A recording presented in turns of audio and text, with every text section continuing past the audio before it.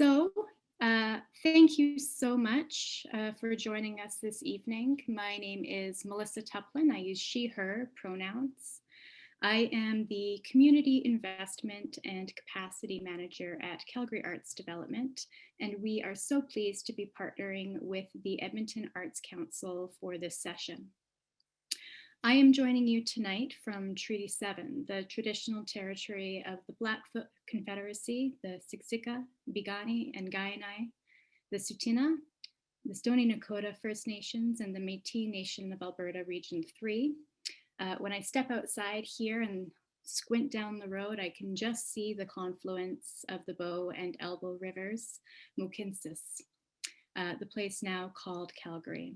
I would also like to acknowledge that many of you are on Treaty 6 territory, the traditional lands of the Cree, Saulteaux, Blackfoot, Métis, Dene, and Nakota Sioux.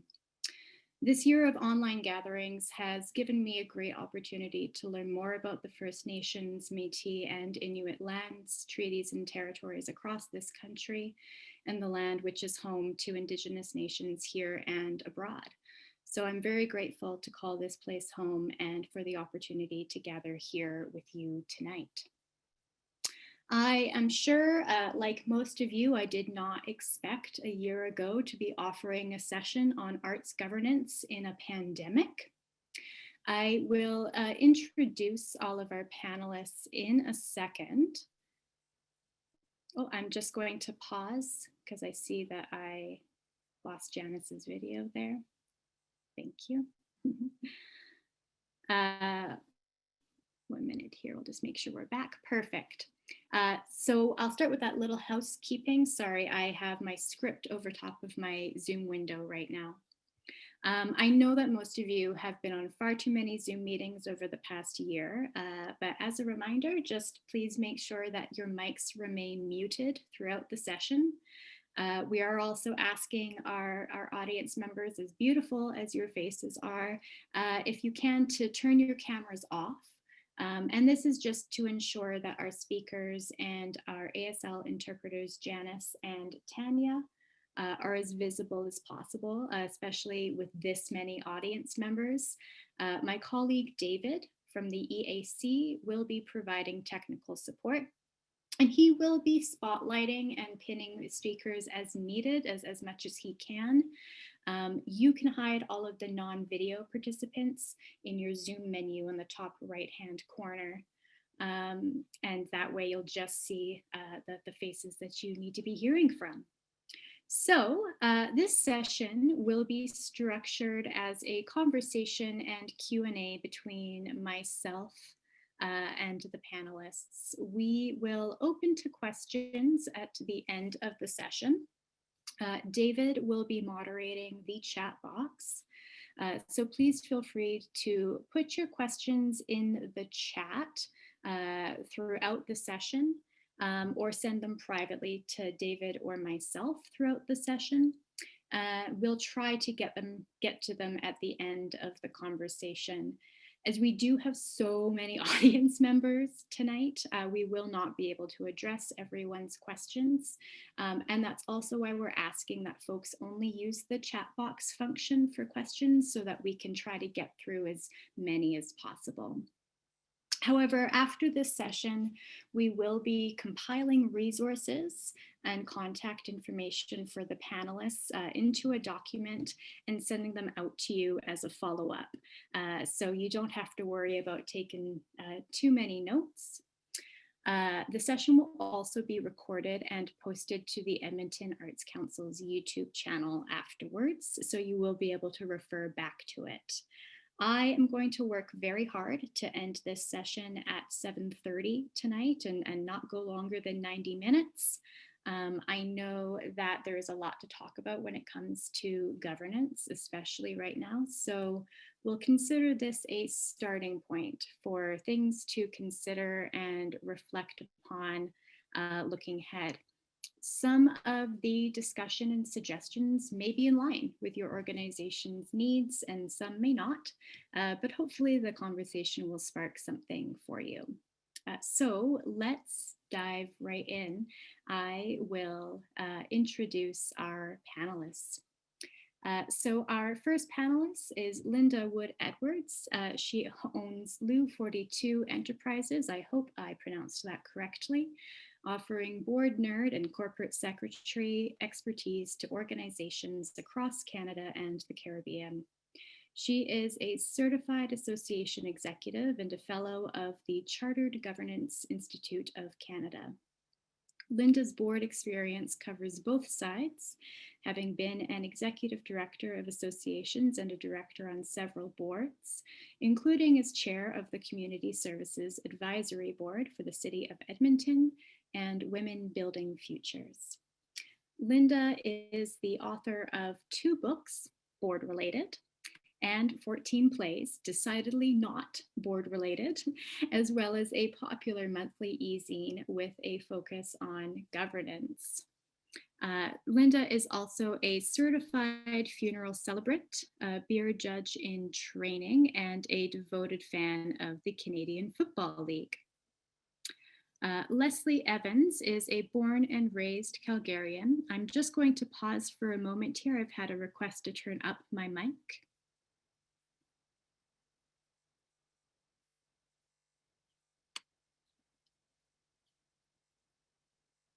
Okay. Leslie Evans is a born and raised Calgarian. She holds a Bachelor of Science degree in Psychology and Management, a certificate in Human Resource Development, both from the University of Calgary, and a master's degree in Management, focusing on voluntary sector leadership from McGill University. Throughout her career, she has worked for a variety of organizations, from social services to community service to capacity building. She has worked for organizations at the local, provincial, and national levels. Leslie has also worked with the Calgary Foundation as a funder and for a variety of organizations as a consultant. Leslie has dedicated her career to the not-for-profit sector for almost 30 years and is a co-founder and co-chair of Board Leadership Calgary. She has proven financial management, programming, evaluation, fund development, partnership, and leadership skills. Leslie is currently the executive director of the Federation of Calgary Communities. She's an active volunteer with the sector as well, and currently sits on a variety of committees as well as on the board of directors for the Calgary Chamber for Voluntary Organizations. She is the recipient of a number of volunteer awards, including the Queen's Golden and Diamond Jubilee medals. Justin Solomilo works in the community development area within Alberta culture, multiculturalism, and status of women. His first role was supporting nonprofit groups affected by the 2013 Southern Alberta floods, and over the years has morphed into nonprofit sector capacity building through online and in-person governance, learning, and development training. Justin's background is in community organizing and engagement, program coordination, and facilitation. He has a Master of Social Work, degree specializing in international and community development from the University of Calgary. Highlights include a practicum with the United Nations Non-Government Organization Committee in New York. He has a wealth of experience working in diverse communities and organizations with diverse needs. Originally from Vancouver, Justin has found his way to Calgary in 2011 and is a self-professed foodie, loves to play sports, and is an active musician. And finally, Hitomi Suzuki has several decades leading and participating with nonprofit boards across Canada. Her main areas of expertise are in organizational change management, governance, policy, and procedures. She currently sits on union, pension, and arts boards when she is not volunteering in other capacities with festivals and organizations in Edmonton. So to start off, I have asked each of our panelists to prepare to reflect briefly on 2 to 3 things that they believe are important for boards to be considering right now. 1 year into the pandemic. So they'll each speak for a few minutes about some of those ideas that they have, and then we will come back together for some follow-up questions and conversation as a group. So to start off, let's kick things off with Justin. Hello, this is Justin. Thanks, Melissa, for having me on this panel here. Hopefully, I mean, I recognize some names in the chat, so may have worked with your organization, or you may have visited or been a part of one of our board um, development program workshops that we've been doing the past year, strictly online. And so, kind of in the beginning of the pandemic, because our unit tends to work with the nonprofit sector throughout Alberta, we had a few nonprofits in the new reality type webinars. Early days of Zoom, when people were figuring out cameras and microphones and all that. Everyone's a pro now. But a lot of it was asking around, okay, so how do we navigate this space? And there was a couple of themes that came out that are still actually relevant to a year ago, but things that organizations have told us, and just a bit of a reflection of what's happening as well with a lot of nonprofits. Going back to things like even your foundationally as an organization, what are the things that make you you? And doing a lot of in-person work with organizations, whether it's training, governance, or strategic planning, the idea of, hey, re-looking at your vision and mission was far too much of a daunting task for many people. But now, since we're in this space where many people are working from home, or there's time for that self-reflection, nothing has come to surface more than actually taking a look about what is the foundation of our organization, and how are we relevant as an organization within this new reality that we're in. And some of the questions that were posed with a lot of the groups was a deeper understanding of an organization's work. So what is the current ecosystem look like? So not only what's happening necessarily around the organization in terms of programs and services, but also what's happening internally with the board, internally with the staff, and so on.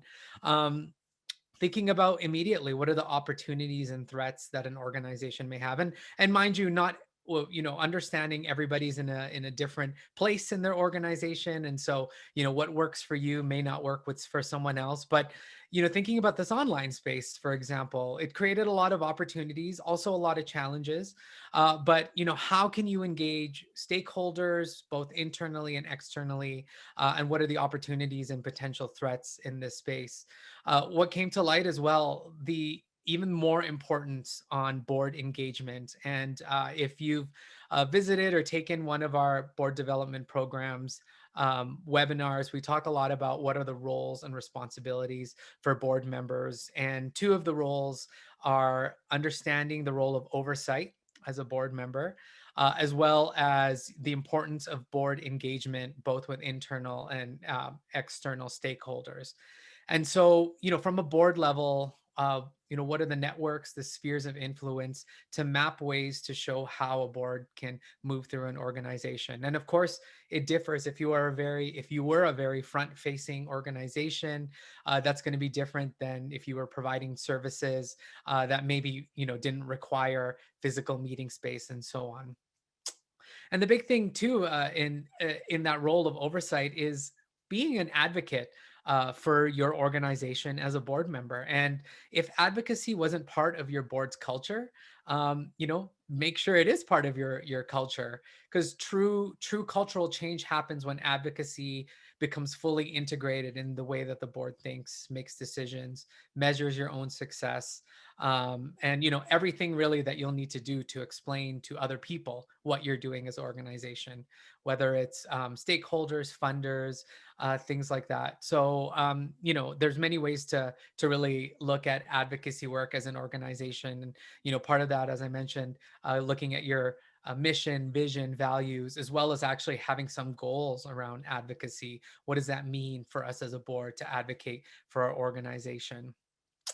As the months had passed, I think many of us thought, this will be over in 4 months or so, and maybe took a back seat about things that were going on in your organization. But now a year later, and ongoing, there's definitely this thought of reimagining your nonprofit in this crisis or in this space here, that maybe you had the luxury of sitting back, but kind of four areas that have come to surface the past year, some of which many of the other speakers will speak really specifically to, but understanding impact and defining what that impact is during this time. And really, this needs to go beyond the big picture, but really involves candid, data-driven discussions about how current programs and services are to be delivered in this new environment.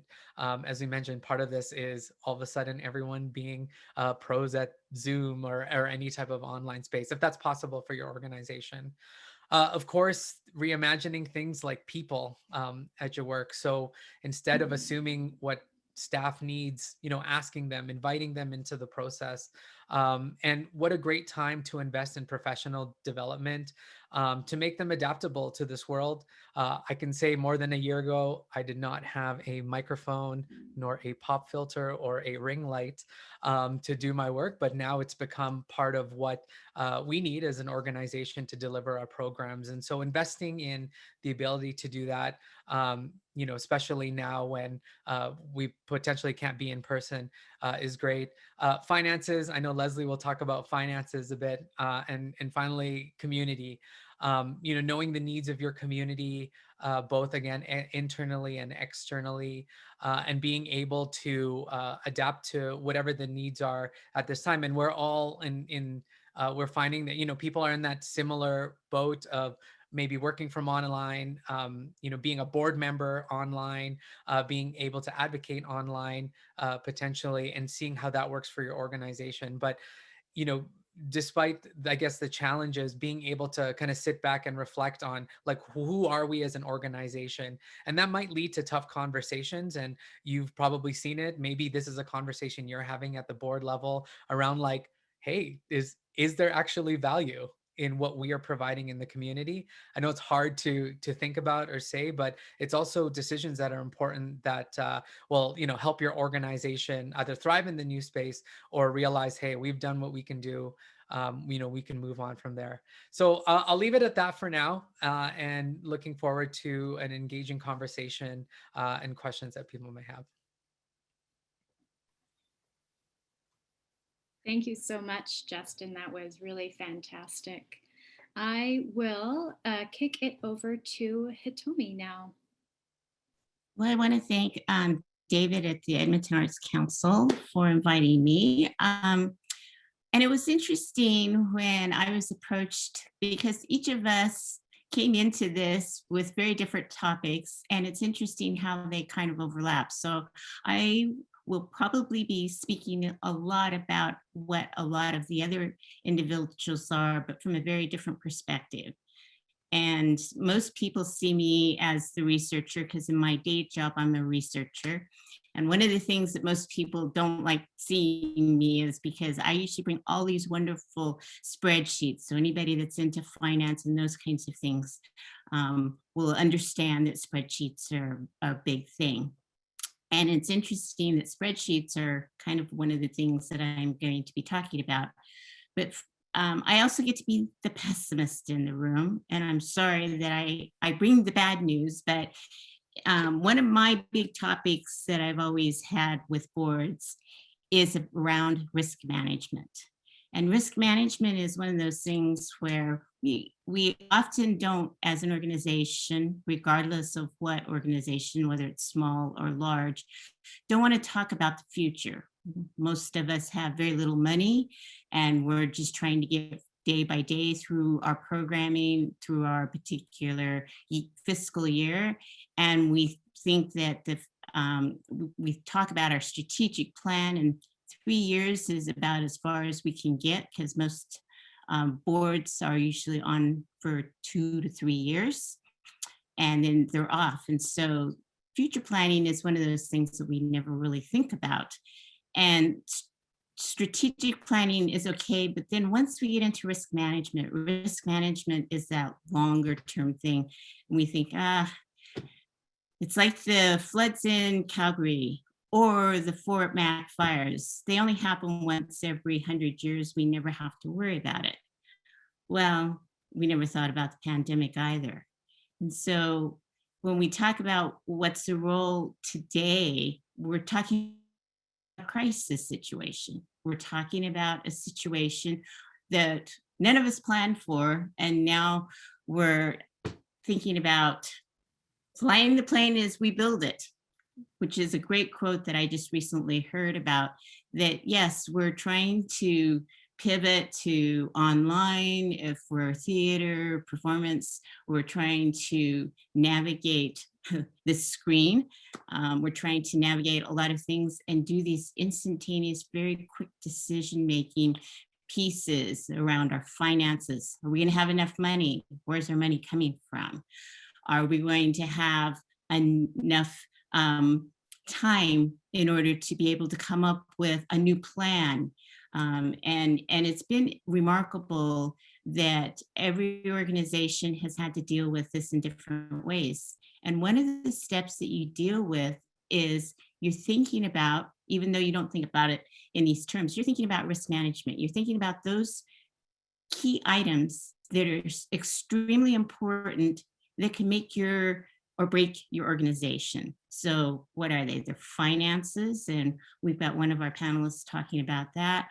We are talking about our performances, if we're, or whatever, if we're an arts organization.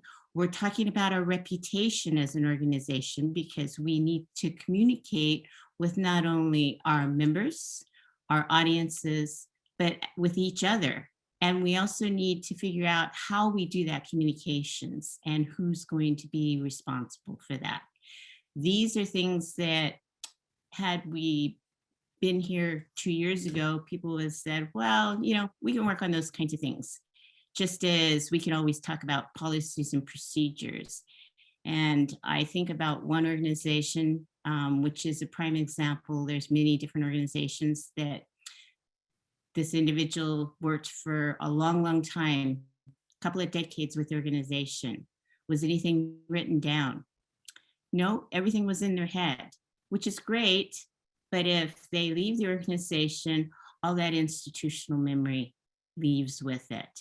And I think that it's super important to think about some of these things. One of the things I always advocate is make sure you get things written down, how you do things. From a risk standpoint, that protects your organization. You get things written out. You make sure that you at least get an outline of some of the things that you do as an organization, so that you can even convey that to other people. You get down the things that are the most important. You make sure you have great finances. That every organization needs great finances.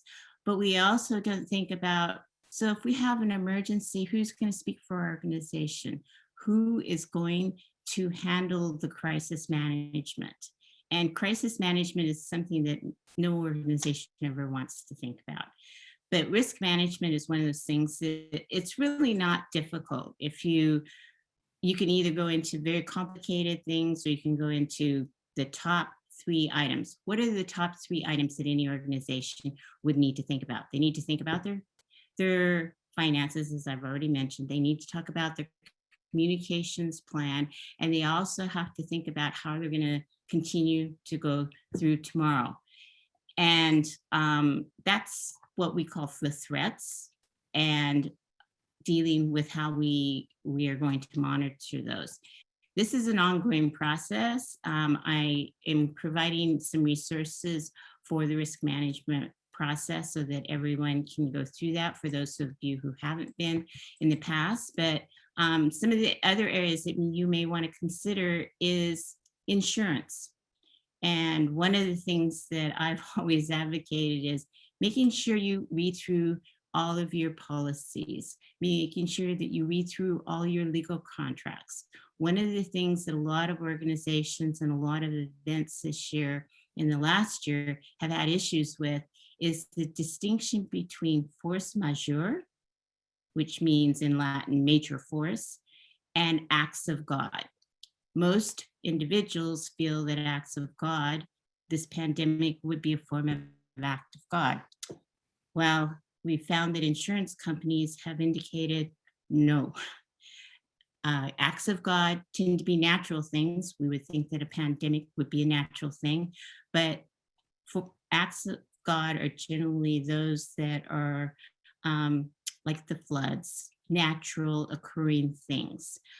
Force majeure actually is a broader category that covers the pandemic. And so individual contracts that had acts of God, those organizations had issues with trying to get out of their contracts.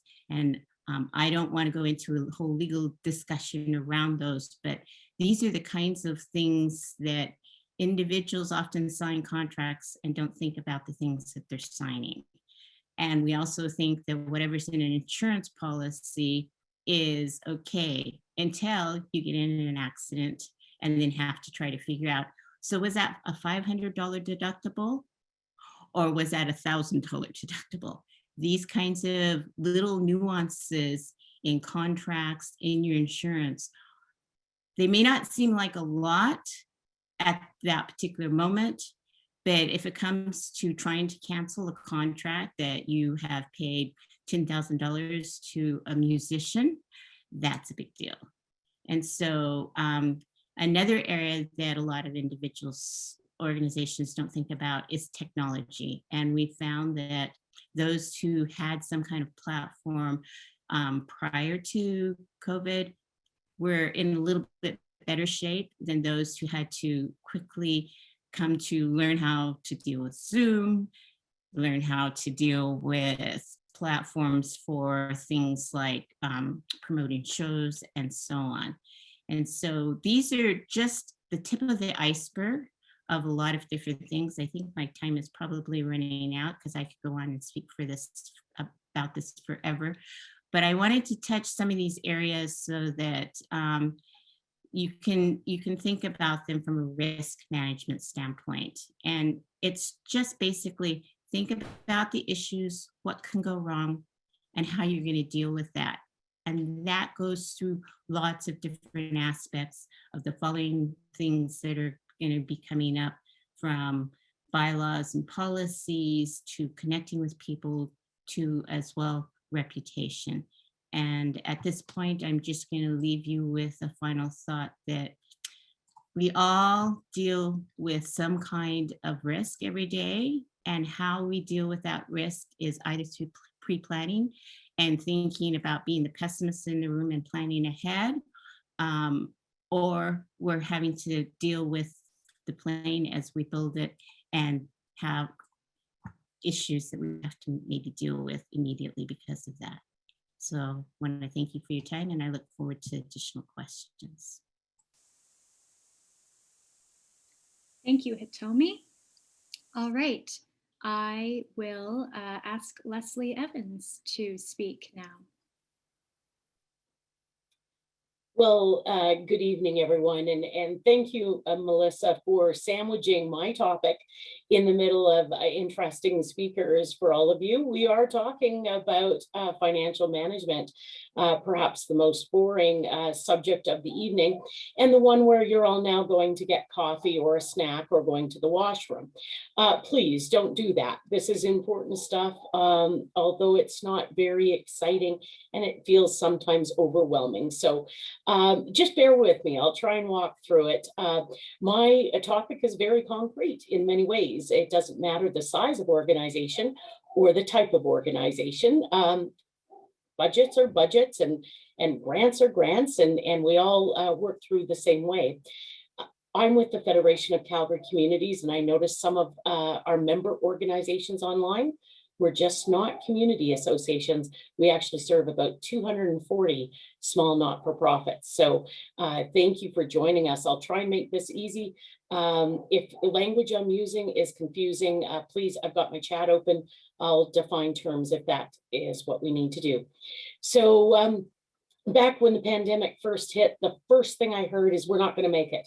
We're not going to have enough money. You know, I instantly went, not knowing how to use technology that well, I went and made a video on something called a cash flow budget. And basically, the context is when you are short revenue or you have money that is fluctuating, so revenue or income or grants kind of up and down, you really need to have a handle on kind of the money coming in and the money going out. So one of the things we'll talk about is a cash flow budget and how it can really help us manage going forward. So in an emergency, that cash flow becomes really important. But in the scheme of things of recovery, it might actually be even more important. And I'll talk about that.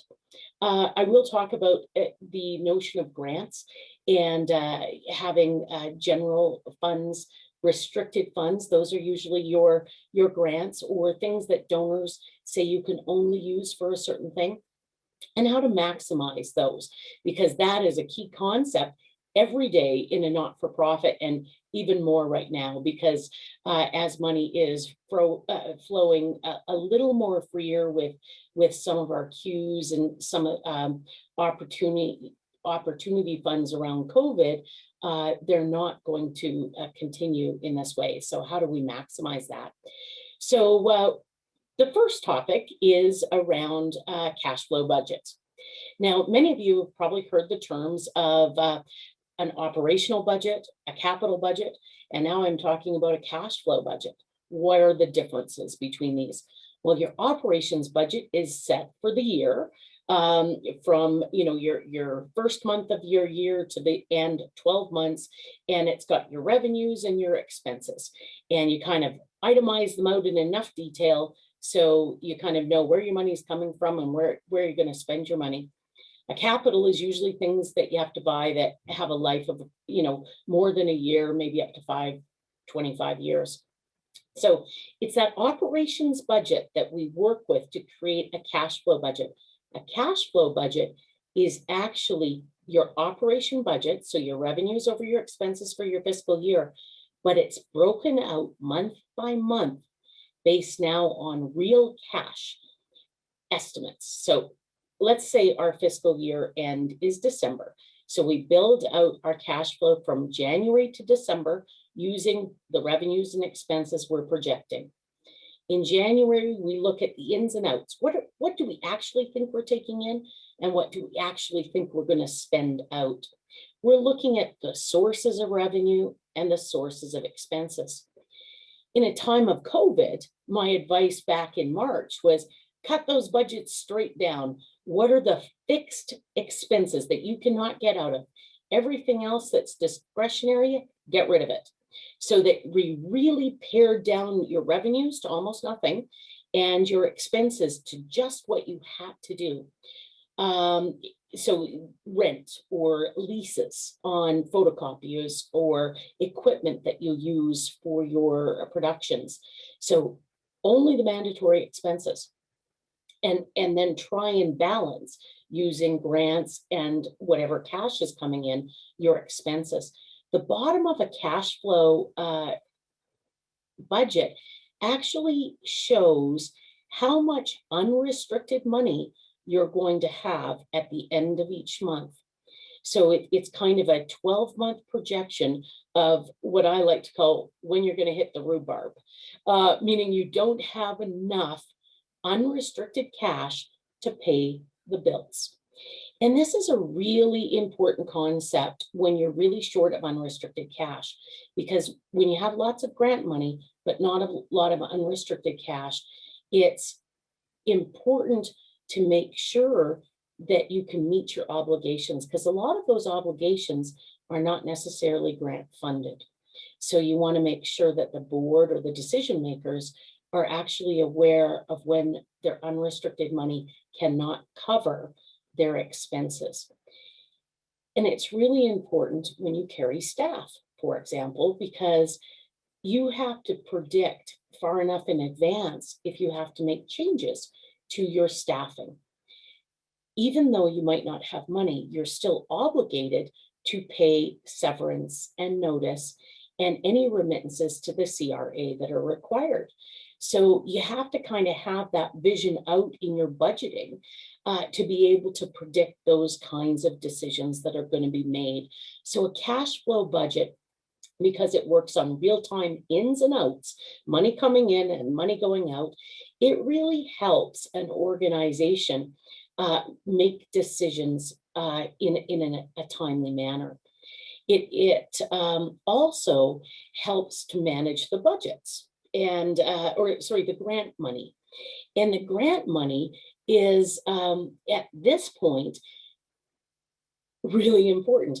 Some grants don't have any restrictions. They're what we call operational grants. Some have minimal expenses. They can be used for a variety of things, but they have to be in these kinds of categories. And some are restricted to, you have to do this project, and if you don't, you can't use these funds. And in a cash flow situation, you always want to try and use your restricted funds first. And that's where we talk about grant maximization. When you can actually focus in on the most restricted funds and use it to cover off as many expenses as permitted, you're going to have more unrestricted funds as time goes on. And that's really the strategic key. I use the rule of thumb saying, when I'm trying to manage my grants, the most restricted is out the door as soon as I can. So first out the door, assuming I can match it to the appropriate expenses. The best practice is to create schedules with all your grants and your restrictions, and thinking about that cash flow budget. Which grant am I going to put against each line item or partial line item in my budget and in my cash flow statement to offset those expenses? My unrestricted cash is always the last out the door, because that is the money I have the most flexibility in, and that's the money I can do what I need to do with as I'm starting to make decisions. So it's a real exercise in strategic thinking about how to leverage the right money at the right time for the right purpose. So that's kind of cash flow, budgeting, and grant maximization all in one. They're interrelated, and I am open to your questions. In the chat, I'm going to post 2 links. As I mentioned, when COVID first hit, my very first thing I had to do was produce a video on cash flow projections, and it was my first ever video. Here it is. Also, there's a template on a cash flow that aligns with the video and helps you work through how to do a cash flow. So I look forward to your questions, and thanks for this opportunity. Thanks so much, Leslie. I'm sure you're going to have a lot of questions coming at you after this. And finally, I will invite Linda to close off our opening statements. Thanks very much. Wow, what a panel. I'm so honored to be here with all of you. And thank you, participants, for shattering the myth that governance isn't sexy. With so many of you on, who knew all we needed was a pandemic to make this hot? Like you, the arts part of my life shut down a year ago, immediately and completely. And so tonight I set aside my grief as an artist and focus on the other part of my life, which is governance and leadership. So if most of my work is with boards, and if most of my boards govern nonprofits, then the shutdown meant a threat to every client's funding base. What Leslie just said about first thing you do is stop all discretionary funds, that was the part that paid me. Governance isn't optional, but good governance takes some resources. It requires learning and training, and those come from discretionary funds. And suddenly nobody had any of those at all. So it gave me some time over this past year to sit on the sidelines and come up with a few thoughts. And I thought these are what you could have done, but the good news is you still have time to do them because this thing's not over. And that's also the bad news. So a great time, as Justin said, to do a bit of a strategy review with your board. How are we progressing? And this just isn't checking with your executive director, general manager about the stuff on their list. Is the board doing its job? And if so, have they got room to do some other stuff for the organization without getting involved in micromanaging? If the board isn't doing its job, it's a great time to light a fire, and that fire needs deliverables and deadlines. These times are a great time to do a cursory review of your bylaws. Are our bylaws preventing us from doing something we should be doing? Is there a reason that we're not getting the right people on our board? Are we doing best practices in our organization? Is there stuff we can take out and put into policy? Far better to do that, have a nice lean set of bylaws that is compliant, but doesn't tie every change to your annual general meeting. It's a good time to do a policy review. Do we have the policies we need? Do we have policies at all? To Hitomi's point, that institutional memory is really important. And it might mean that these pandemic days are a project for a person to sit down with years of board minutes to capture the decisions the board has made that would be qualified as policy and put them all in one place. Good time to do a board appraisal. Yes, we evaluate our executive directors and general managers, but it's a good time for the board to look at itself and see that it's adding value to the organization. Have we talked to our donors and subscribers and staff? We're not talking a full-blown survey. Those are time-consuming and expensive. But if you are a board member with a few speaking points about the organization, a few questions you really want some answers to, and a list of 10 people to call with a deadline, the information you get back will be of assistance in more ways than you can imagine. Have we talked to our colleagues and competitors? If you can't afford to bring me in, then you should be borrowing liberally from each other. Share your policies, share your committee structures, share your horror stories, share your best practices. Hitomi, thanks for talking about risk management. I was going to say, for those who do it at all, even if they're picking the top 3 risk factors, you probably hit all of those in this year. So what now moves up into the highest impact? So she's right, it's a great time to have a look at that. Board members on the call, have you told your staff and volunteers how much you love them? This is a great time to crank out a few letters of appreciation.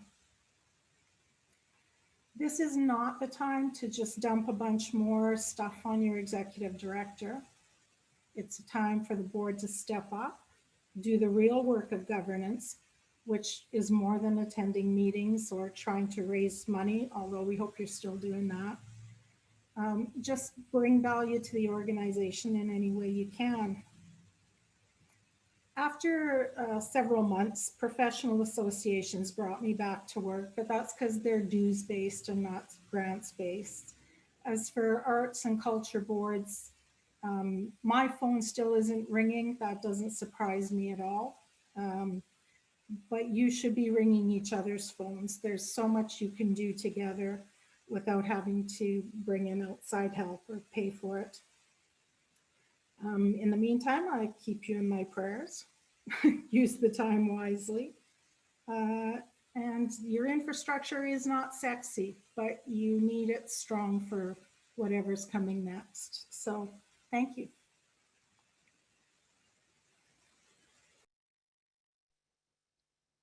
Great, thank you so much. So I will invite all of our panelists back to the screen, and we'll have everybody join us to Perfect. Hello, everybody. Welcome back. So thank you so much, everybody. That was, I think, a really rich overview of a lot of things that boards and managers who work with boards can be thinking about right now. And just a quick reminder for all of us, just making sure that we're speaking up. Speaking a little bit louder and slowly so that folks can hear us. So I heard quite a few really, really fantastic things, and there were some things that jumped out to me there, kind of as themes here. I heard from Justin that kind of their four main words are impact, people, finances, and community. And we heard that from the other panelists as well. I also really liked, Hitomi, your idea of the questions that we ask ourselves: are we going to have enough money, and are we going to have time to come up with a new plan? Is risk management, even though we don't think that we're doing it.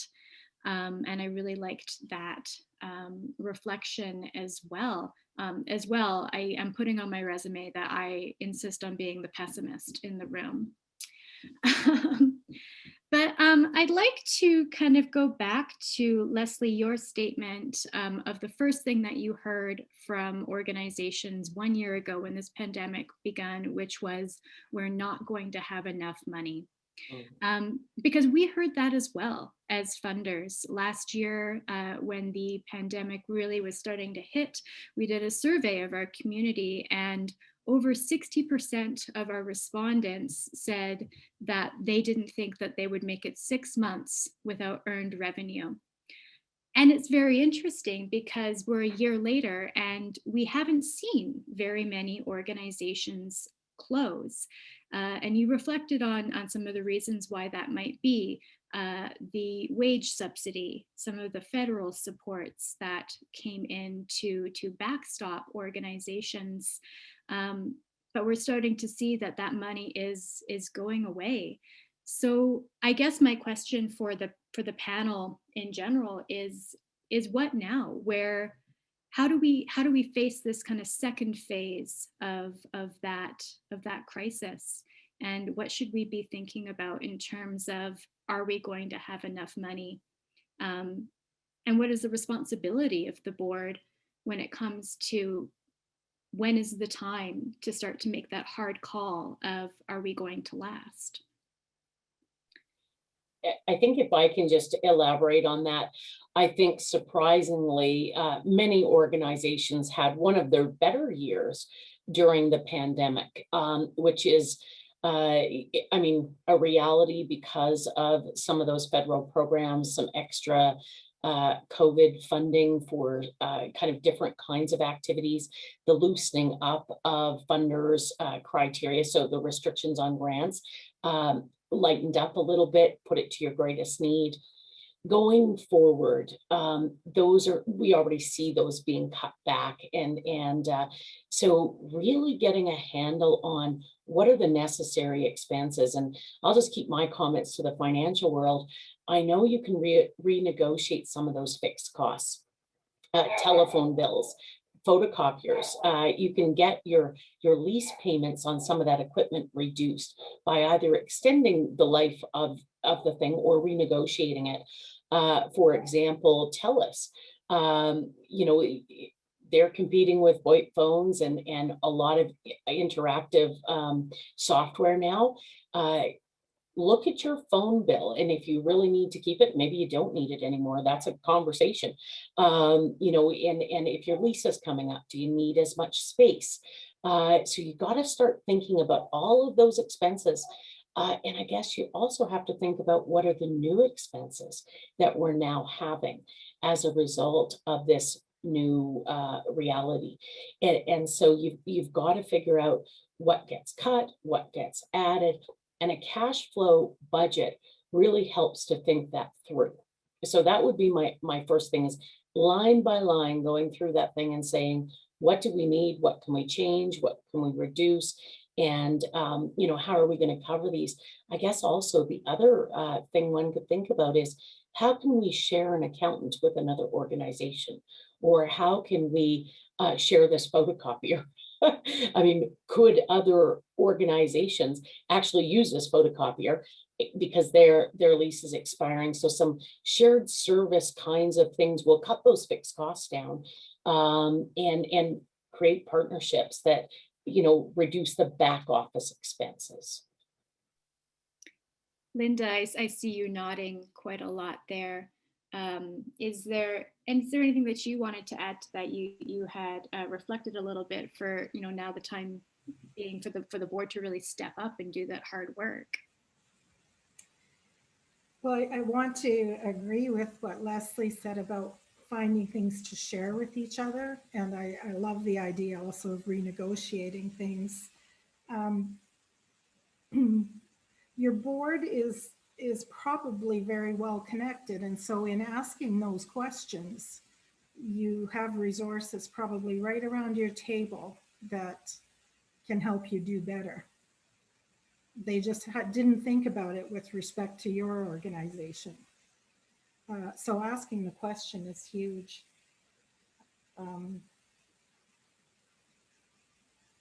Think you're not, yeah, I'll park it there. No worries. Hitomi or Justin, any thoughts on that? Yes. I think that one of the things that a lot of boards have been doing that I've found have been extremely successful is that they've been creating new partnerships, regardless of whether it's with specific organizations or with businesses. They've found new innovative ways to partner in ways that they never even imagined. And part of that also is that innovation of doing things differently than they have done in the past, which is not only, as has already been mentioned, it helps save money, not only through the partnerships, but maybe being a little bit more efficient with the things, but including a lot more people and thinking about cost savings. Like going online is not something that a lot of arts community people wanted to do because it's more of a audience participation type of thing, and it's really hard, but it's in some ways it's saved money in some areas, but it's also made people think about what they're doing in their organization and approaching their art or their particular organization in different ways. And we've seen a lot of innovation, I think, in this last year, and I'm seeing lots of people shake their head. There's been lots of innovation in ways that we've approached what we do in our daily lives, not only through our technology, but through our partnerships, through our organization and what we do as a whole. And we've been learning and sharing that information. And I think the other piece of this is that the communication amongst people, regardless of whether it's our national organizations or partner organizations or people that we never even thought about talking to. A lot of people are talking to their donors in a different way now, even. And they're talking to the grantors in different ways. And they're making not necessarily deals, but they're making those liaisons that they never made in ways that are so different, and having those conversations that are different. Mm-hmm. Great, thank you. That kind of ties into, Justin, your reflections on taking the time to really think about what is our core value, what is the actual value of our organization, as well as how do we advocate for ourselves in this new space.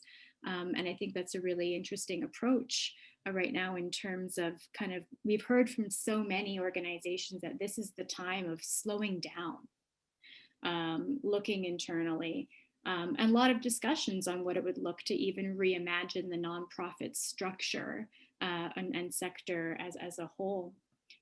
So that's really, I think, a really valuable piece of information. I wanted to jump back to some of the more concrete pieces that we had talked about.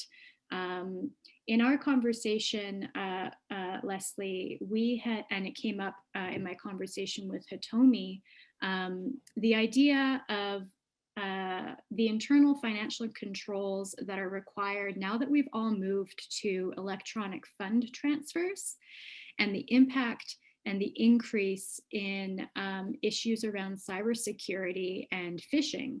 And I think that that is something that we don't immediately consider. So I'd like to maybe ask either of you to reflect a little bit more on that.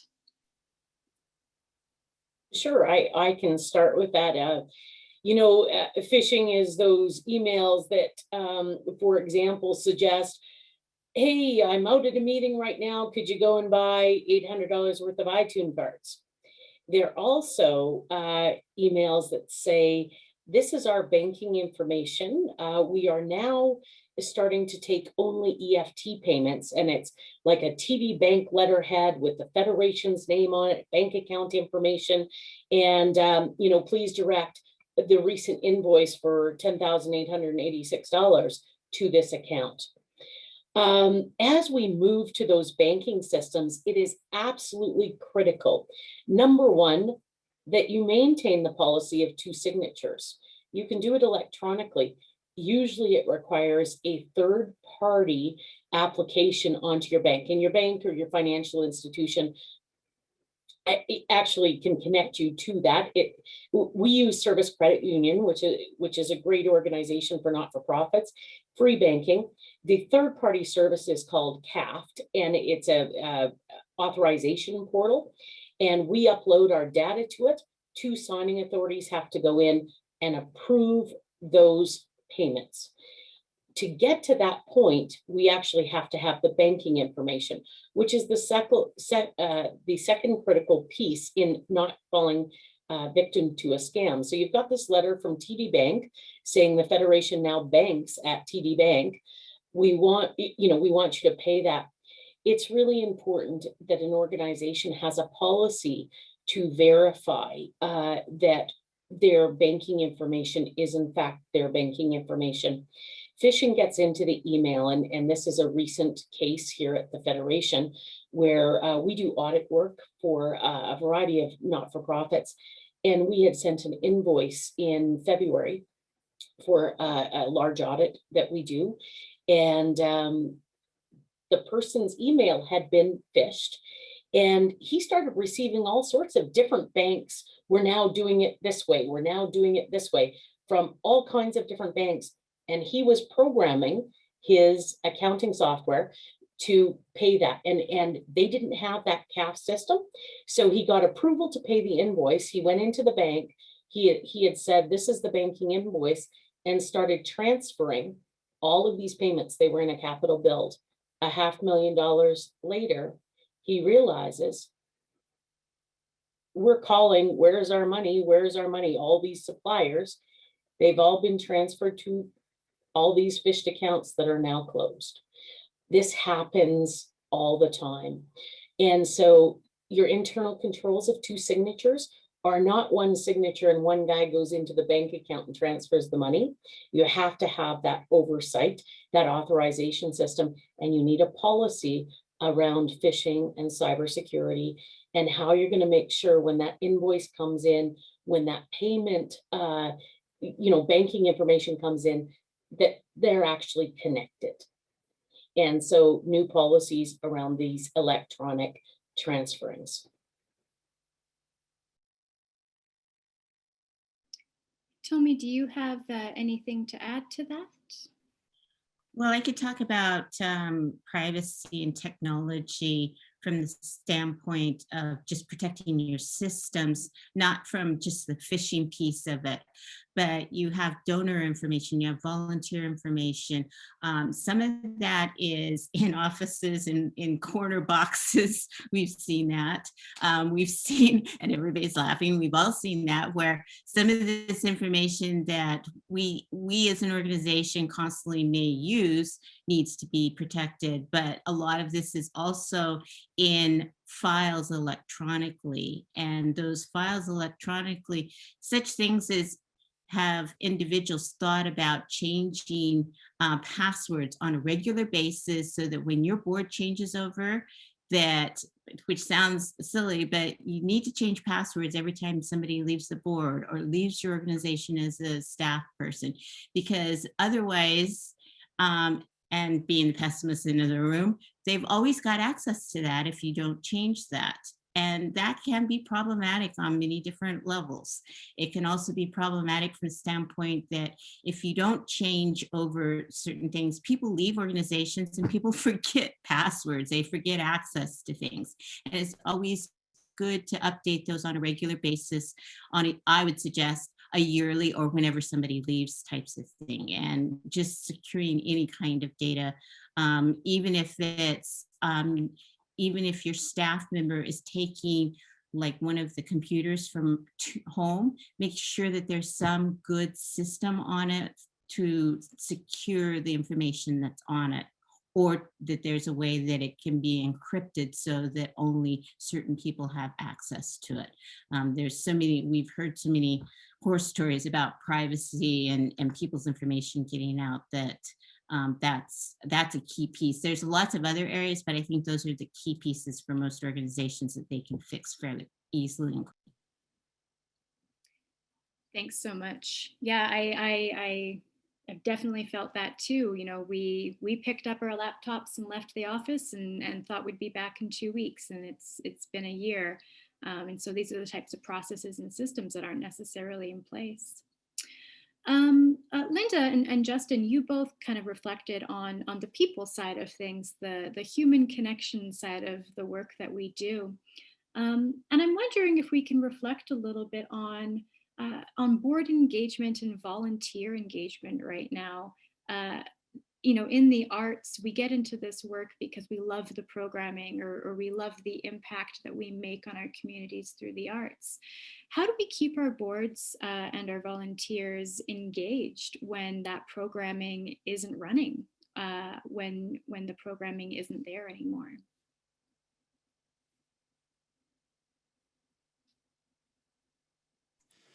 The classic Zoom. Mew, mew, mew, mew, mew. Yeah, that's a great question, Melissa. I think when thinking of that people piece, it's kind of the actual engagement piece. So what you know, putting it back to whether it's volunteers, your staff, like what are the things that you need from our organization, or what are the things that you know will help you feel engaged? And I mean, we've been talking about this and and linked to the question here that we have in the chat that Julian has asked around, you know, how have people seen new opportunities especially in the arts space, asking, you know, folks who have volunteered, you know, how do you want to remain engaged during this time, given the circumstance? Sometimes people have answers for you. Sometimes they're like, I don't know, you tell me what you want me to do. You know, many people have shifted to things regarding online spaces. The amount of people who started podcasts, I tell you, it's especially talking about things that they're passionate and connected about. But what a great way to remain engaged in, you know, whether it's your arts community or whatever organization you're from, than to, you know, speak to people who are engaged in it, allow, you know, the conversation about your organization to continue. And so, you know, I think this was a question that meant, well, if we can't meet in person, what can we do? And I always think of, well, have you asked how folks want to remain engaged? And for many people, it's, hey, when you're up and running, I'll be back, I'll continue. But for some people, they still want to feel that connection. And I think that's where you can get creative. And well, how do you want to be connected? Would this be something of interest? You know, without knowing specifics, obviously, of organizations. Linda, what else do you have? Those are excellent ideas. Yeah, when in doubt, ask, absolutely. The idea of talking to each other and in an organized way. Like I said, 3 well-placed questions, a list of 10 names. It doesn't have to be the board doing it. It certainly doesn't have to be the executive director. You can say, you know, hand that off to a volunteer who wants to talk to people. You know, there's lots of volunteers who prefer the backstage, but if you got somebody, they can phone up a donor or a subscriber and say, you know, I've volunteered front of house for this organization for 5 years, just helping out the organization. I have 3 questions for you, and, you know, let me know what you think. Truly, what you learn is magical, and you are meeting the needs of that person. And for the people who don't want to be talking to people and want to be behind, this is in the absence of them telling you what they'd like to do, this is a good time to get those old files scanned to microfilm, to, you know, those boxes in the corner that Hitomi mentioned, get those digitized. But there's so many jobs to be done that we never have time to do. And it's almost, there are gifts in this if we just get a little creative and ask. Linda, I want to add to your comment because you know, this is linked to what I talked about earlier with kind of looking at your foundation as an organization. Depending on how bold you're feeling as an organization, asking your stakeholders and volunteers, how are we relevant right now? Bold question to ask, but a great kind of tester to see, you know, where you stand with the community, your stakeholders, and things like that. So it's not everybody's willingness to do, but I think it'd be an interesting exercise as a self-reflection as an organization. Yeah, that's great. Thank you. I'll open that question up to Hitomi or Leslie, both the piece around how do we keep people engaged in our work and in our organization, whether from it's a board perspective, volunteers, audiences, or if you'd like to respond to the opportunities that you see that this year has given us.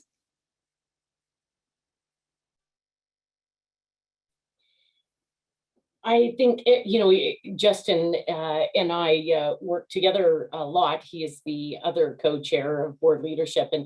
And I think, he and Linda both have some excellent suggestions.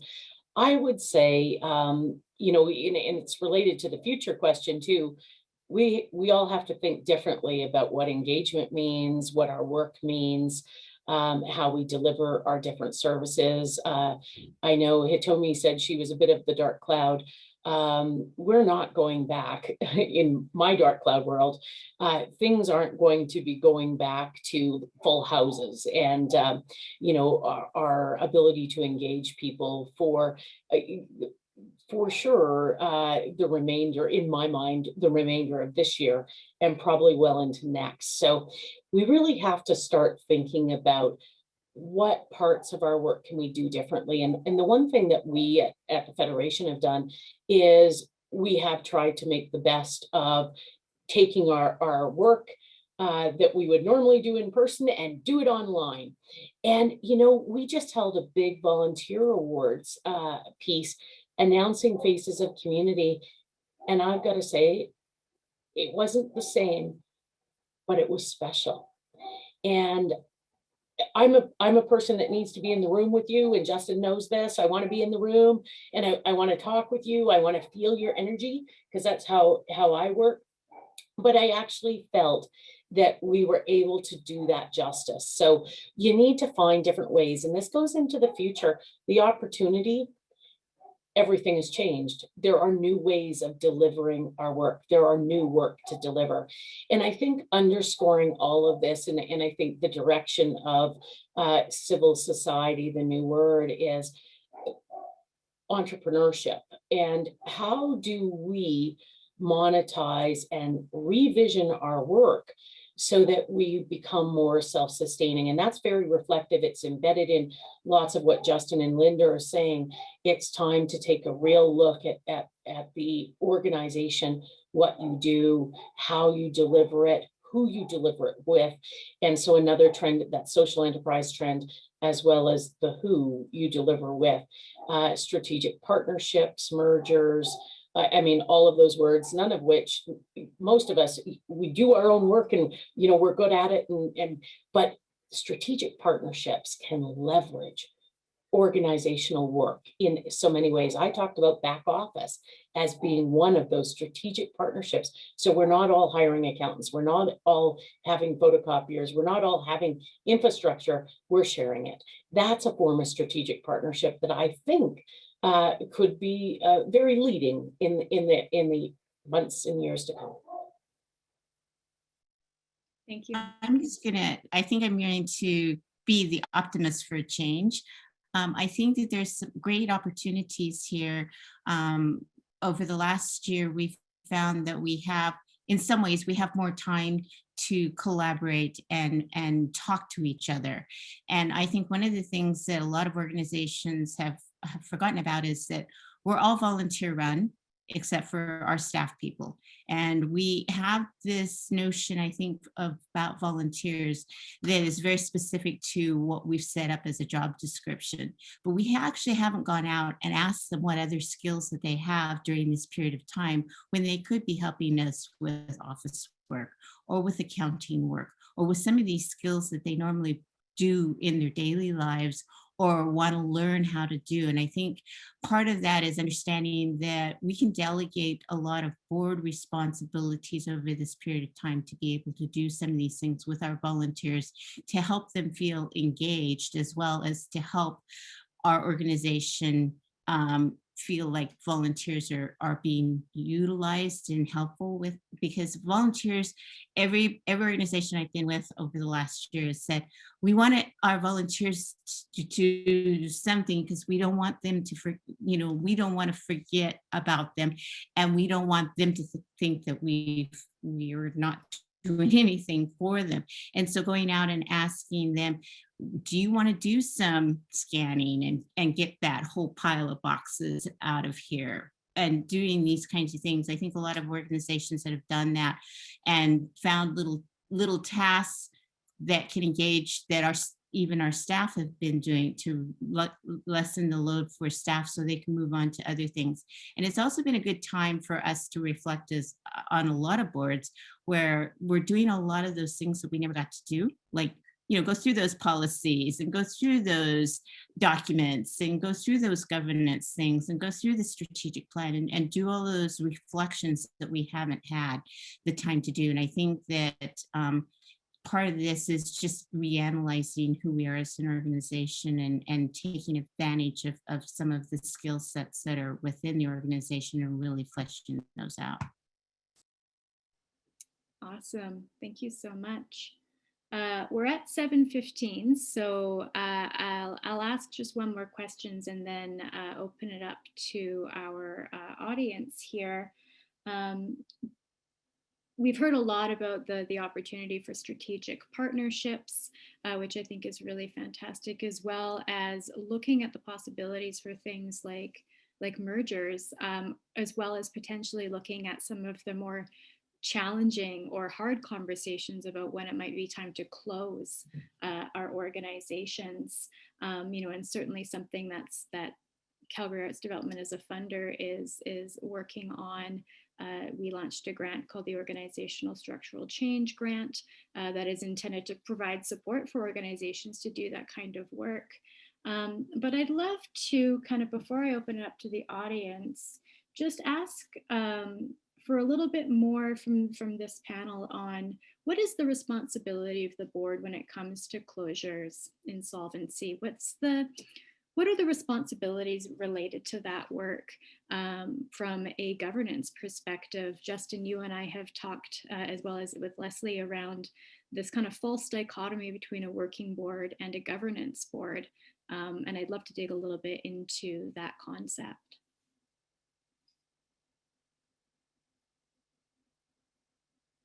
Maybe,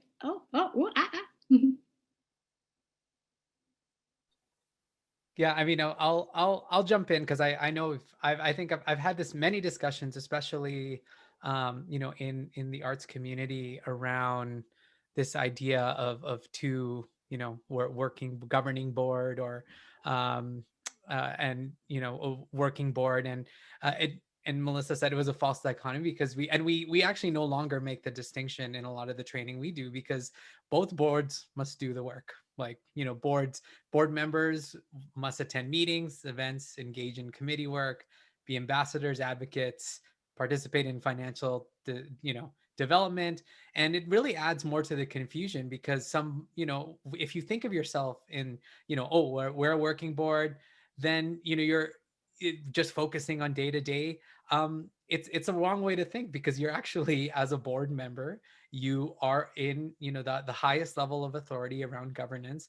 And it sets up kind of a false idea that, hey, we're working, I don't have to worry about this stuff, but you are, like, legally you are as well in terms of your role. So we at the community development have been trying hard to just take that out of our vocabulary, and we fall into it as well, but to just understand that it's all of it is a governance board, whether you have no staff and your board's doing day-to-day operations, or you do have staff and governance. It's the same thing. Okay, Leslie, go ahead. I made Justin go first because I am the black cloud. I always look at the practical implications. It doesn't matter what kind of board you are 100% responsible. And there are penalties. If you have staff that you don't lay off, and I alluded to this, when you're in close down, I mean, if you're a registered charity, you not only have obligations around the payroll and around the remittances to the CRA around that payroll, but you have to donate all of your assets to another registered charity. And if you fail to do that, your individual board members will be billed what's called revocation tax. And that's the assets minus the liabilities on your last financials you submitted to the CRA. And we've actually had this happen, not to our organization, but one of our member organizations. You also can get billed if you don't withhold the remittances. So your CPP and EI, the board members are individually responsible to make sure those remittances are paid, whether you're an operating board or a governance board, it doesn't matter. And I actually have a reverse idea. I think they're all operational boards, because the governance boards have to actually put policy in place and then high level monitor the policy without understanding the real operations, because they've got staff to do it. So I think, board members are ultimately responsible, and they have to be given the right information, whatever role they play. They have to seek the right information to make the decisions, because their personal liability is on the line, and insurance does not cover penalties from the CRA or wrongful dismissals. Often insurance will cover the lawyer of it, but not the penalty of it. So, you really need to, as a board member, people need to understand personal obligation and personal liability are involved. Thank you. Yes, Linda, please. Yeah, you talked about insolvency, but there are other reasons an organization might be winding up. Mm-hmm. And that is part of board leadership as well. As Justin said when he opened, talk about that impact, your reason for being. Are we delivering on it? And if we're not delivering, and we're not likely to, I think there's a tendency for certainly board members, they don't want to be on the board that winds something up that has had a good run. But that actually is important leadership. If it's time, it's time. Do it on your watch. That actually is your job. Don't kick the can down the road. And you might do that for reasons other than insolvency. So many things that happen at the board table are acts of courage, and that would be one of the biggest, I think. And just to add to that, Linda, I mean, mergers or acquisitions are actually success, depending on how you frame it. The one caution I would give a board, if you've got a registered charity and a not-for-profit society trying to merge, the registered charity trumps the not-for-profit. Don't merge the charity into the not-for-profit, but rather go the other way.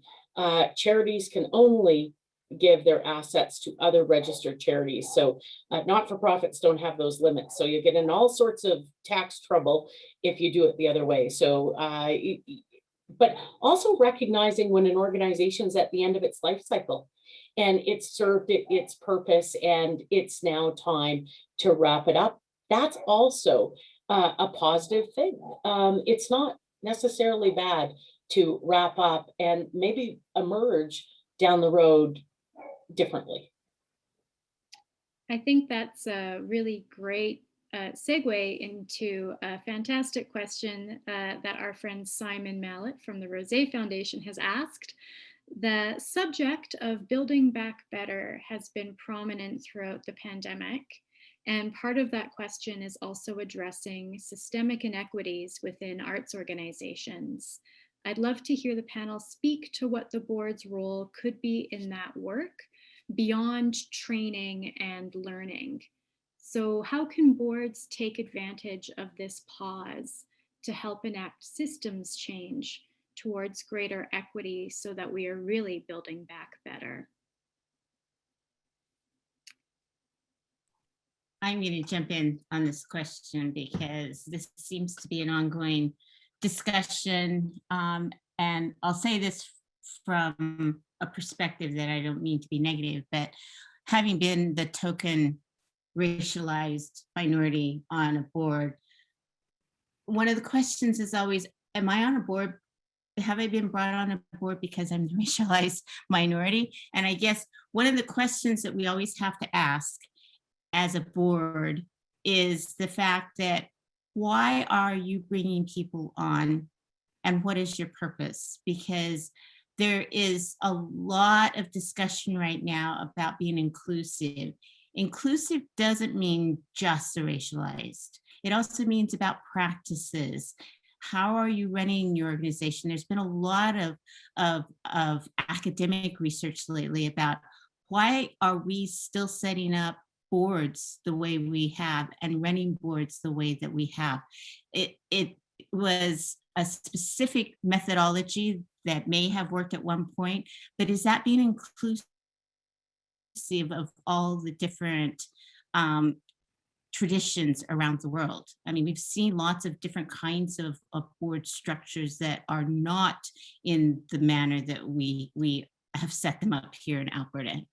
And I think that that's one of the first questions that any board should be asking is why are we doing the things that we're doing? And how can we do that in such a way that it's more inclusive, not of, and we've got, a sign interpreter here, and we're having to understand that we've got a whole whack of other types of equity issues that are hidden, that are not seen. And we need to think of our society as being inclusive, and we need to think of our boards as being inclusive as well. And we have to ask those questions of how can we do things differently in order to include all of these people. And I think that's the first start. There's a lot of other building blocks from that, but that's the first question you need to ask. I would also say I'm here with my financial fundraising hat on. So I'm just going to poke at that inequity in terms of funding. I think now is the time to raise the profile, and boards are and Justin talked about advocacy. It is really important that arts organizations are seen and heard from. It's the small organizations, and we see these inequities across different parts of the not-for-profit sector, but arts in particular, because they do have slightly different structures sometimes too, that they're not seen, and the diversity within the different kinds of arts organizations aren't seen by funders. Funders typically look at, the guaranteed, big enough organizations, prominent organizations. I think the boards have a big role to play collectively to come together to advocate for all kinds of arts organizations and putting them onto tables as kind of not only independent organizations, but a collective, a movement of arts organizations that are equally deserving and needing of funding as a social service organization, or other kinds of organizations, they're not sitting, arts organizations typically aren't sitting at the broader not-for-profit tables, nor a small little not only volunteer run organizations, and it's time to step up, because the impact is usually at the smaller not-for-profit organization level, if that makes sense. So it's time to join together and advocate and really make your voice known, and your impact known. Yeah, and I think thank you, Simon, for asking that question. And I think part of the challenge that you see in the nonprofit space. I mean, clearly the Societies Act has not. I think 1908, 1918 has not been changed. So clearly, laced with systemic challenges. And of course, the arts community is not immune to those things. But being able to, as arts organization, as any organization, being able to speak to it. Coincidentally enough, I was just working with AROC 2 hours ago. AROC is Anti-Racist Organizational Change out of Community Wise. Check out their website, great resources. But being able to, if you as an organization say, hey, here's the time for us to take a look at some of our diversity, our inclusion, what are we doing? But willingness to actually, talk about like the systems that have created the exclusion. And I know many people don't want to. So I think like being brave in that space, and actually, and we talked about it, Linda shared as well, about actually asking your stakeholders who maybe are part of BIPOC communities about their engagement. Like what is it that, are they part of decision making? Is it more like, hey, we want you to be a part of this board because we need folks that look like you? Or is it real engagement? And I think organizations now are having to kind of put their, look in themselves in the mirror and say, where is it, at what levels are we excluding voices, and what levels are we including, beyond just that surface level of maybe who's on the board, but actually culture and your organizational's values, as well as the history that has built your organization to where it is. And thanks, Melissa, for adding that. I know there's going to be a few more links coming up in the next few weeks that I think will be helpful for organizations. I'm mindful of the time, but I'll just weigh in to say, yesterday I was in a webinar and they were talking about public interest, and doing things in the public interest. And the cynical part of me says public interest is what is ever getting the government's attention at the time. And that tends to be what our funders hear as well. So they look for those token words under the umbrella of inclusivity, but suddenly your funds get hinged on checking certain boxes as opposed to doing the right thing in changing a system. So that's a problem. And another webinar today was about diversity and inclusion in corporate boards, but the recommendation that came out today is something I haven't heard in 25 years, which is whatever you're looking for that's different. And you're right, Hitomi, it's not just racialized, it's what other skills and attributes do you want around your table. Do those. Let your board recruiting matrix be bigger than tasks. Not an HR person, not just a finance, not a lawyer. We need somebody who thinks like this, or is from this type of community, or has this worldview. And by the way, it would be great if they knew about HR, but not necessarily. So it's actually the recommendation I heard just today flips on its head kind of the way we approach inclusion in recent years. Thanks so much, everybody. I think that this is a question that deserves its own session. So Simon, maybe you and I can connect on that. Justin has put a recommendation in the chat of a link to the YouTube channel, and I'll put that on my list to share as well. David, were there any other questions that came through on the chat? We are at 7:30 right now. Natercia would love to come on to ask a question by audio. Is that all right with you and the panel? Sure, let's do one more question from Natercia by audio, and we'll say thank you to those. I know if you have to leave, please feel free to drop out. We won't go much longer, and of course this recording will be made available, as well as the contact information for some of the panelists and some resources that we're going to compile based off of this conversation and send out in the next couple of weeks. But I'll invite Natercia to ask their question over audio. Thank you so much for having me, and I'm sorry, I'll try to make this quick.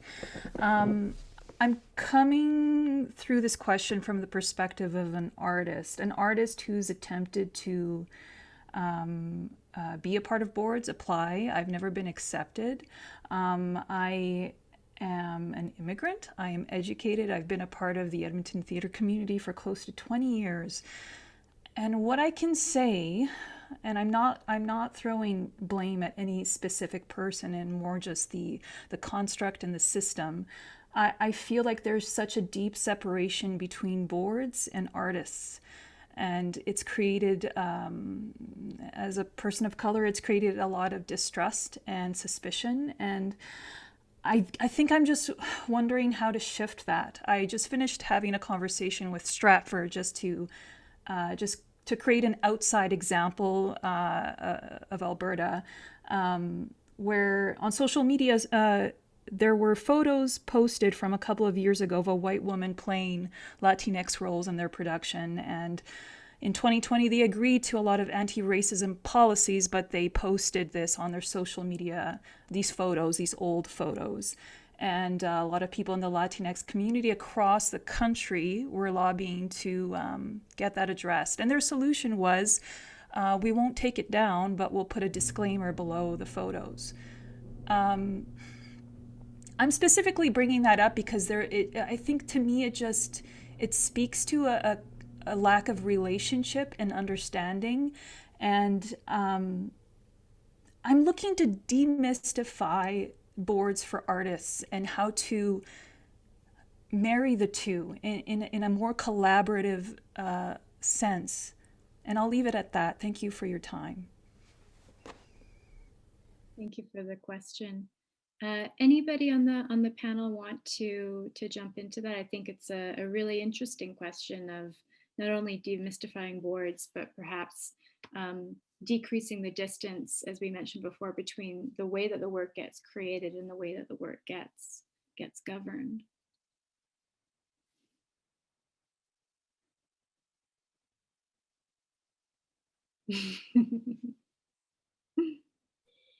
I don't, that was a lot to unpack. There's a lot of pieces in that. And I guess I mean, the first thing I heard was, I mean, amongst everything, but the one thing that you've applied to many boards and you haven't been selected or put on the board. And I guess that's stuck for me. And then there was a lot of other things. So for me, I'm like, what are you trying to apply for?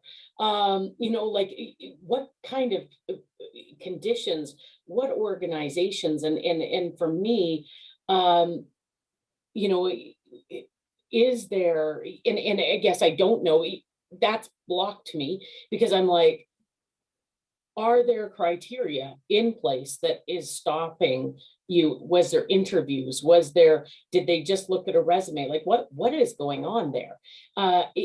It automatically stopped me from trying. I mean, I kept taking it in, but I'm still trying to process that piece. And I guess I felt instantly, what? And I know it happens. I know it happens. And I guess I need to know more. I want to know more. And so I wanted to talk more about that and learn more about that because that hurt. It hurt. I don't know how else to say it. I couldn't go beyond that. Certainly something there around, related to Simon's comments around the structural inequities that may exist within the way that we understand nonprofit structures. Hitomi, you had touched on it earlier in our conversation as well, around the skill matrices that we come up with for these boards, and what are the biases and the assumptions that we make around what those skills look like and how they're played out in the work that we do.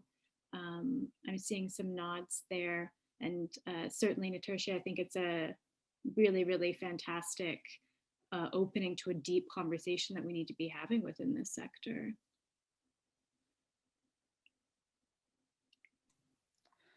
Yeah, thanks, Natasha, for kind of sharing those comments. I'm sure there's many people on this call who, have a better understanding of the sector dynamics around that. But, I think it leads back to, as a board, like what would you like your impact to be in a community?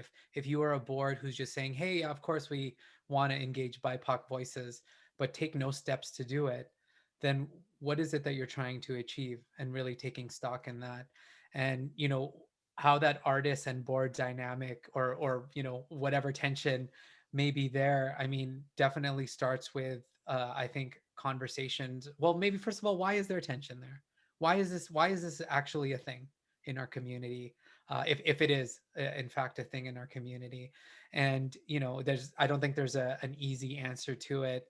As I mentioned, like, all these things are very deep seated systemic things that I think, given the opportunity now, as Simon mentioned in the chat, like, can we have these conversations? Are boards willing to have these conversations? And are the folks who maybe aren't represented in the spaces, are they also willing to have the conversation with people that may have hurt them, in different ways?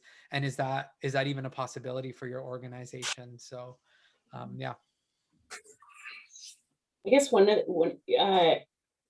I do see in the comments that every application has never been returned within a single point of communication. So I'm getting from that these were kind of, put your resume in. So what is it about the system in those organizations that have been set up? And so I guess that would be the interesting conversation to have, and certainly something that needs to be broke down, because it's not an accessible, there are some screening issues and potential bias in that system, and not even a thank you for applying, but you kind of didn't hit the criteria, whatever that might be, a conversation. So I apologize. Well, I feel bad for that. I really do. And I'm sure that's a very shared experience, but yeah. I can say that certainly in professions and regulated professions, the trend is you need board experience to get on the board. And so they've pretty much, climbed the ladder and pulled it up after them. And so they want a certain baseline of knowledge of how boards work before you get on. But what I was hearing today on that diversity and inclusion conversation is that's backwards now. Now is the time to open it up, to talk to all kinds of people, to figure out how we can use those different points of view and different experiences in our very old legislation that's got us pigeonholed a particular way. But if you are applying for a board position, you are very likely to see previous board experience preferred or required, and then that's where the first cut happens. And maybe that's one place we can take a hard look. Yeah. I think that's really great advice, specifically for those who are on the call right now, of looking at what your mechanisms for having those conversations are. We heard quite a lot from you, Linda, as well, around this is the time to communicate. This is the time to be appreciative. as somebody who represents a funder, a very bureaucratic system in and of itself, you know, that is something that we're looking at of how do you have transparent and fair conversations about the decisions that we're making. And we're coming up on 7:45, and so I'm going to wrap pretty quickly, but I think that this is just a really good reminder for us around what it means to exist for the public, what it means to exist for and with community in the work that we do, whether it's sharing the artwork or working towards social impact, especially if you're an organization who receives public funds. And I hope that those on the call have taken these considerations to heart. And the chat is only now just kind of popping up, but I am going to close us with a thank you to all who have shared, to say that this is the beginning of a conversation, I think, and I hope that we're going to have some opportunities to deepen these conversations both within our sector and peer-to-peer as we continue our work. So thank you again to Linda, Hitomi, Leslie, and Justin.